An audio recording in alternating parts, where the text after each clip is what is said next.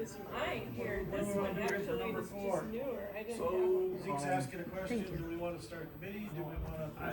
I'm not asking you to start a committee this evening. There are a number of things that I think we're going to take a look at in May. Could you shut that? I know we had an open meeting, but Can't shut this. like pull it and crack it. How about that? And an open meeting is just no locked door. It's coming. Rachel's it unlocked? Yeah, it's unlocked. Okay. Let's leave it open just a little. Yeah, leave it open a little bit. You can really hear no matter what. Just Even if it's a crack. We don't wanna see anything on Facebook. Yeah, leave it open a little bit. Todd, could you leave it There just you a go, little bit? perfect, right there, Todd. Perfect, perfect. Thank you. Violation. All Yeah, we right. don't wanna be, Liz, your no. last we meeting. hate to do that. Liz, no closing that door. Yeah, I You don't gotta wanna try be, to keep it open down there. we shut the door when the meeting goes on. So anyway, Mr. Jackson, as you were saying, What made you bring this up? So there's actually some case law out there pertaining to open governance, and when I read the giant sign that is behind all of you this evening, it says the mission of the Village Board of Trustees to deliver open and accessible governance to the Village of Waterford. Right, that was on the wall before I got here.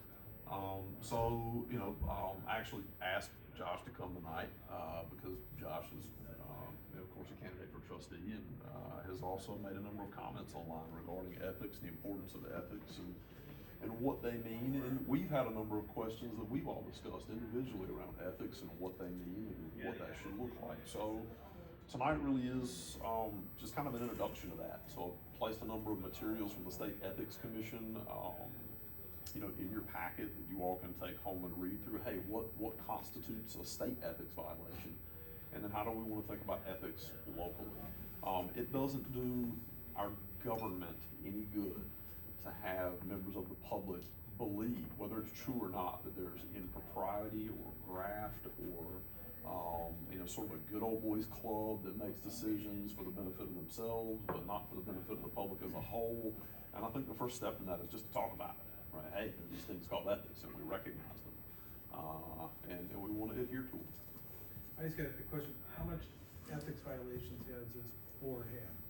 Well, None, exactly, there's a lot of stuff on Facebook, this is the Village of Waterford, and we have no ethics violations.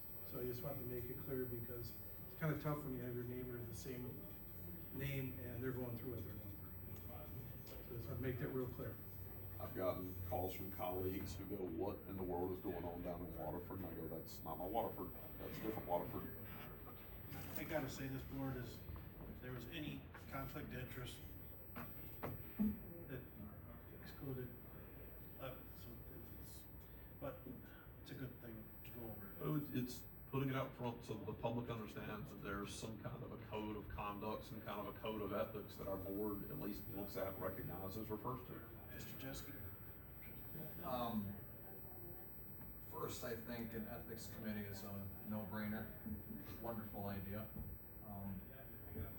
I think this board should implore conversations across a bunch of other types of committees in the future. We owe it to our constituents to have as many of them involved in local government as possible.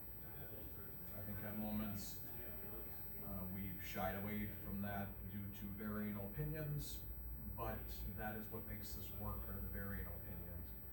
So for me, an ethics committee is a no-brainer. I think we should take take 2 months to process that as individuals and get serious about creating that. And I will be bringing forward other committees that I feel would be beneficial to discuss, and we can decide a path forward in that regard. But more citizen involvement at every juncture is of the utmost importance to me moving forward. Thank you. Yeah, and one thing, I'm sorry, but this is proactive, not reactive.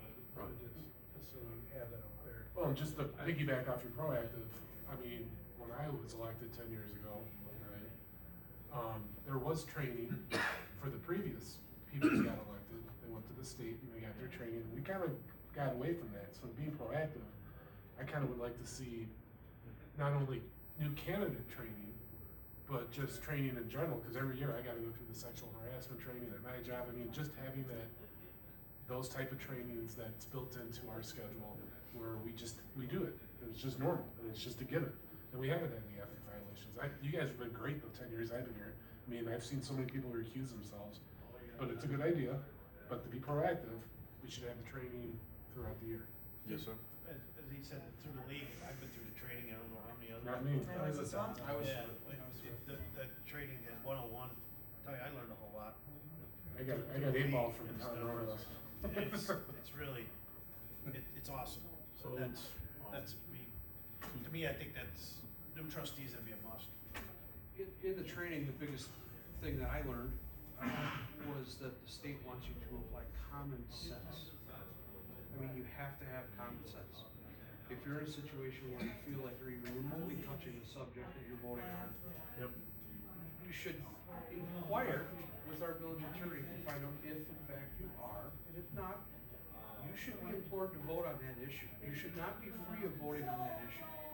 If in fact you do find that you do have an issue, you should step away from it. Not all the There's been way. many people Yep, that have done right that in there. the Perfect. 7 years I've been doing it. Bob, I want to give you kudos. Anytime anything has come up, you've been pretty quick to call and or email both I and Tom Cherry to go, hey, I'm thinking about. And then from there on out, it's on the table. That's exactly how it should That's go. what it should be, common sense. If Um, you feel like it, email or call. Yep. To So the, I see the direction is to bring it. just, one more second, to the point that Adam made, your governance structure does not map to your operations. And it's really hard to do a great job unless your governance structure maps to your operations. So I'm excited to look at different stuff and where and what that might be. So for tonight, it's just putting it in your hands, giving you an opportunity to take it home and read it, look at it, talk about it. I think it makes a whole lot of sense, and I think that the conversation should probably start after this next election cycle, see who's sitting up here, and, roadmap a way to a ethics committee and go that route. Yes, sir. But good idea. Okay, we're moving on, and I'll say it one more time,